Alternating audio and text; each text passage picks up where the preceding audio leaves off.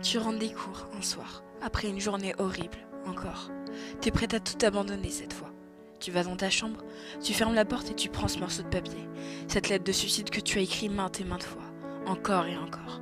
Tu prends cette lame de rasoir et t'ouvres les veines pour la dernière fois. Tu prends cette bouteille de pilules et les avales toutes. Tu t'allonges patiemment, tenant cette lettre sur ta poitrine. Tu fermes les yeux pour la dernière fois. 1 heure plus tard, ton petit frère toque à la porte pour te dire que le dîner est prêt. Tu ne réponds pas, alors il entre. Il voit seulement que tu es allongé sur ton lit. Alors il pense que tu dois dormir. Il redescend et dit ça à ta mère. Elle monte dans ta chambre pour te réveiller mais remarque que quelque chose ne va pas. Elle prend la feuille que tu as dans les mains et la lit. Sanglotant, elle te secoue. Crie ton nom mais tu ne réponds pas. Ton frère, désorienté, court dire à ton père que ta mère n'arrive pas à te réveiller. Ton père monte les escaliers affolé, voit ta mère en train de pleurer, tenant fermement cette lettre contre sa poitrine, près de ton corps sans vie. Il comprend rapidement, et se met à crier, jetant un objet à travers la pièce. Puis il tombe à genoux, et se met à pleurer. Le lendemain, à ton lycée, la principale annonce ton suicide à la classe. Cela prend quelques secondes avant que chacun se rende compte. Puis tout le monde devient silencieux. Ils se blâment tous. Les professeurs pensent qu'ils ont été trop durs avec toi. Ces filles populaires repensent à tout ce qu'elles t'ont dit de méchant, bêtement. Ce garçon qui avait l'habitude de t'ennuyer et de t'insulter ne peut pas s'empêcher de se haïr pour n'avoir jamais osé te dire à quel point il te trouvait belle en réalité.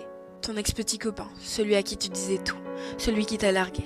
Pourtant, il ne peut pas supporter d'entendre cette nouvelle. Il s'effondre, se met à pleurer puis quitte la classe. Ses amis, ils sanglotent aussi, se demandent comment ils ont fait pour ne pas se rendre compte que quelque chose allait mal. Ils auraient aimé pouvoir t'aider avant qu'il ne soit trop tard. Et ta meilleure amie, elle est en état de choc. Elle ne peut pas y croire. Elle savait ce que tu traversais, mais elle ne pensait pas que ça allait aussi mal, au point d'en finir. Elle ne peut pas pleurer. Elle ne veut rien ressentir. Elle se lève et sort de la classe. Dans le couloir, elle s'effondre par terre, tremblante. Se met à crier, mais aucune larme ne sort. Quelques jours plus tard, à ton enterrement, il y a la foule. Beaucoup de gens te connaissaient. C'est cette fille pétillante, celle qui était toujours là pour les autres.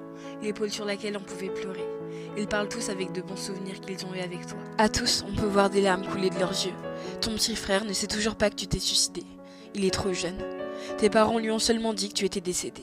Ça le blesse. Ça le blesse énormément. T'étais censée être sa grande sœur. Tu étais supposée être toujours là pour lui. Ta meilleure amie. Elle essaye de rester forte durant toute la cérémonie. Mais au moment où ton cercueil est mis en terre, elle perd tout moyen. Et se met à pleurer comme elle ne l'a jamais pleuré. Et elle continuera, pendant des jours et des jours. 2 ans plus tard, tes amis, pour la plupart tombés dans la dépression, parlent toujours à un conseiller thérapeute 1 fois par semaine. Certains de tes professeurs ont tout simplement quitté leur job. Ces filles populaires ont maintenant des troubles alimentaires.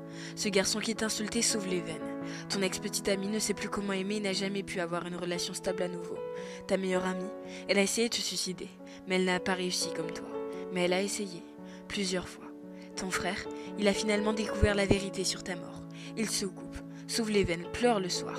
Il fait tout ce que tu as fait pendant des années et qui t'ont conduit au suicide. Tes parents, leur mariage est tombé à l'eau.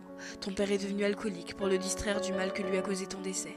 Ta mère est tombée dans une profonde dépression qui l'a tuée à petit feu. Elle a sclé toute la journée dans son lit.